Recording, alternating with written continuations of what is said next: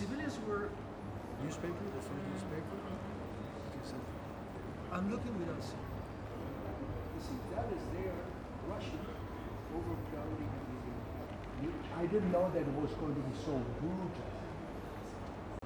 They are going home because the curfew is coming.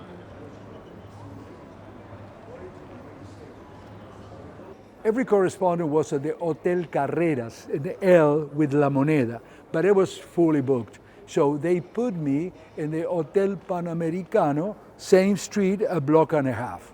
That's why some of the pictures are taken, very few are taken from the window. So that's okay. And probably I had dinner with Charlie Eisendorf, the correspondent, and then I went to sleep because it had been a long day. And like at 7 o'clock in the morning or something like that, Charlie calls me and said, Horacio, you better go to the square because I guess something is afoot. And the rest, the rest is not silence. The rest is full of noise. The minute the shooting started, I was absolutely sure what was going to be the result, for several reasons. First of all, because the premises were totally surrounded. Second, because since like 6 or so in the morning, the armed forces have been telling Allende that that was cast, I mean, that's it. And they were even offering him to go away, etc. Never accepted.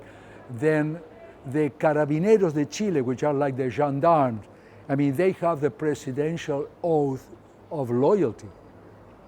So some 40 minutes before the shooting starts, the boss, the General Mendoza, announces Allende that the Carabineros are not going to protect or support him, and they are relinquishing their constitutional duty, and that they are going to the rebel side. That's why Allende, in his last few hours, called him the traitor general.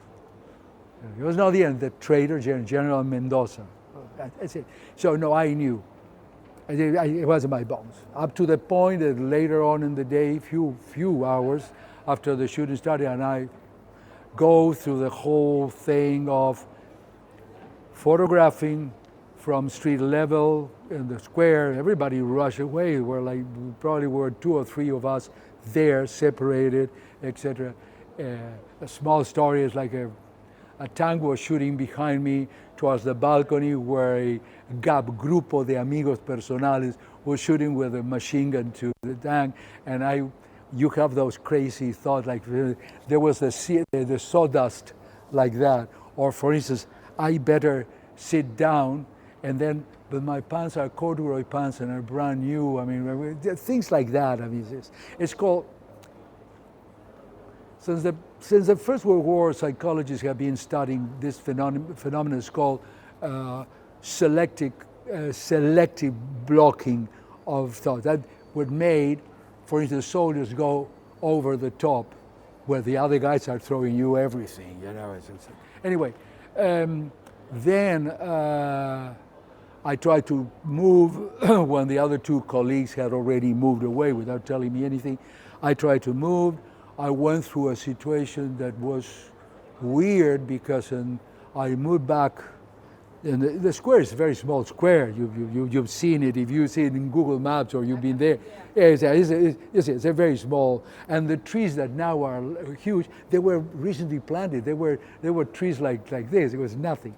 And so, and if you remember, facing La Moneda across the square, there is or used to be a newspaper. It was La Nación or whatever. But there was a tank. The tank that had been behind me. I went there. I had learned, listening to the radio with a Chilean colleague, I had learned that the Air Force was going to bomb. I alerted the other 2 photographers, and they took away without telling me. Doesn't matter. I say, okay, I'm going to go back like this and camp where the Intendencia de Santiago is. You know the place. So I get to the corner, and I face the same scene that Leonardo Hendrickson in the Tancazo has faced. You have a tank, you have a military truck, and you have a soldier that stands up and does like this. And they did the same thing to me. And I'm there alone, boom, boom, boom, but it's alone. And I acquiesce like this, I turn around and I start walking slowly, towards, they are in my back. Midway in that block, for the only time in my life, I felt the metallic taste of fear in my mouth. And I remember thinking, wow, so this is fear. and 20 seconds later, there was this military patrol in the next corner. They were talking among them in a bad Spanish, que lo matemos, que no lo matemos. And I, of course, raised my hands and walked towards the guy who was saying que no lo matemos, I would not. And then, it starts a crazy situation. It is really so fiction, at this point. So you're talking to a guy that is a very scared soldier. In that case, it was a carabinero, who is putting, just by chance, because it goes like this, a Carl Gustav submachine gun that is loaded, because you can see the bullet. When you can see the open chambers, because the machine is just one finger from you being killed. And he says, asking me, what's going on there? What's going on there? I said, no, everything is under control there. There's the tank, the shooting, blah, blah, blah. In this tone. And then I said, I would like to go back. No, you have to go towards the Mapocho. I said it twice. His voice tightened up. Okay, I'm going to the Mapocho. So plan Z is 2 blocks, go to my left and go to the Hotel Panamericano that you know because you've been there. And say,